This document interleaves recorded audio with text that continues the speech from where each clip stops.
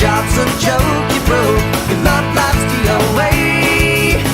It's like you're always stuck in second gear, when it hasn't been your day, your week, your month, or even your year. But I'll be there for you when the rain starts to fall.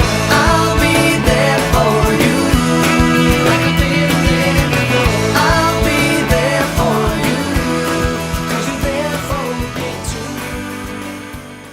Happy New Year, Dragons. Can you believe it's 2022? Whoa! Goodbye 2021. Hello, New Year. I don't know about you, but I'm so excited to see what great things you will do this next year.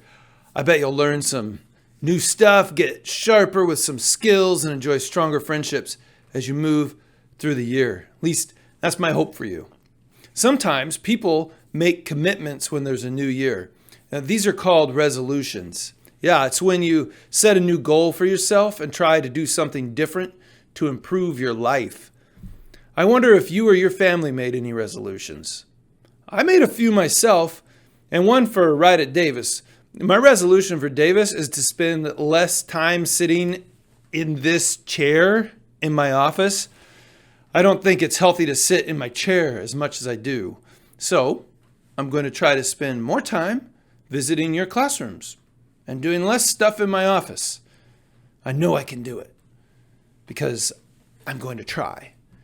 If you see me around this week, let me know some of your resolutions, if you made any. Well, with the new year, I have some new things to share with you. The first thing is something I'm really excited about, and I think a lot of you will enjoy it. I'd like to introduce our Davis Elementary Sensory Path. It's located in the hallway just outside the gym. It has colorful stickers on the floor that can help you do activities that might help you refocus your brain and calm your body. Now, this is brand new, and there are some things I've just got to tell you about it, all right? Here we go. First of all, about the sensory path, there's wax on the floor over the top of all the stickers that you saw. This is to protect the stickers and help them last a long time. The only problem is that wax on the floor can make this area really slippery, especially when it's wet. So please be careful and never run over this area of the hall. Of course, there's never a reason you should be running in the hall to begin with, but be especially careful when you walk over the sensory path.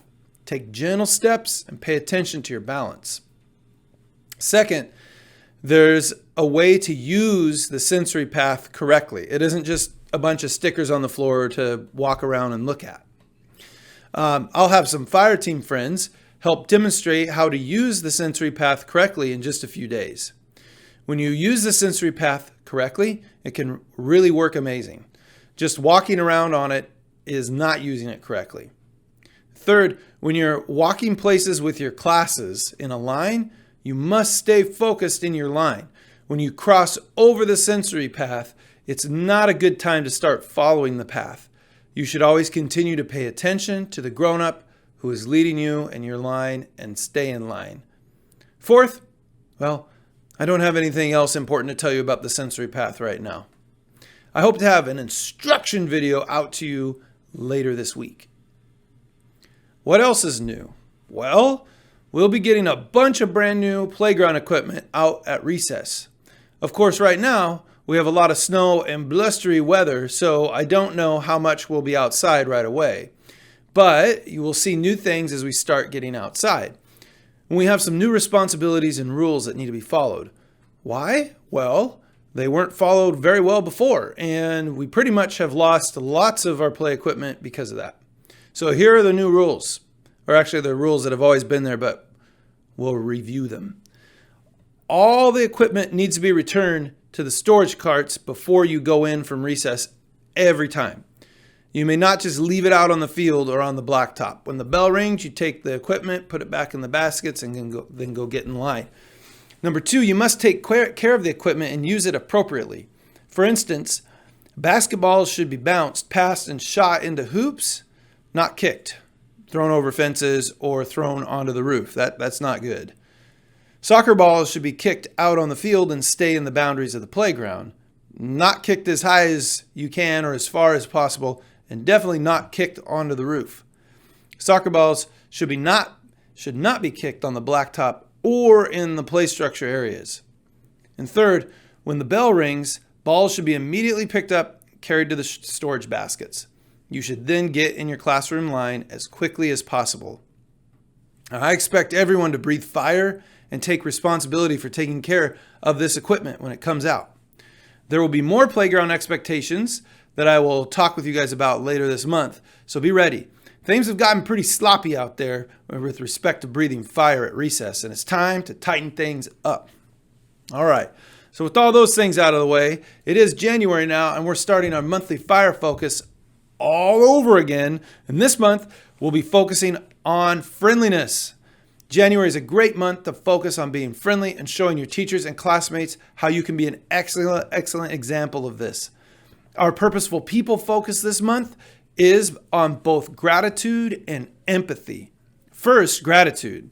Gratitude fits really well with focusing on friendliness. In fact, I think the two go together hand in hand. Having gratitude is all about having a thankful heart and attitude. We all have things to be grateful for, sometimes even the smallest things.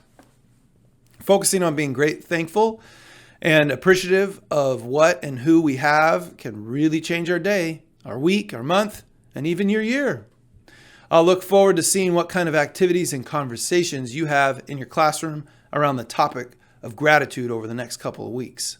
Okay, well, I told you guys that I made a resolution to do less sitting in my chair, and I suppose I should start now. Oh, and in case you venture outside today, a couple of important things. First of all, go slow. It is slick. And second, snow, all the snow stays on the ground. So don't be picking it up and throwing it, eating it. Don't do any of that. Just leave it on the ground. Got it? Have a great day today, Dragons, and I will talk with you again soon.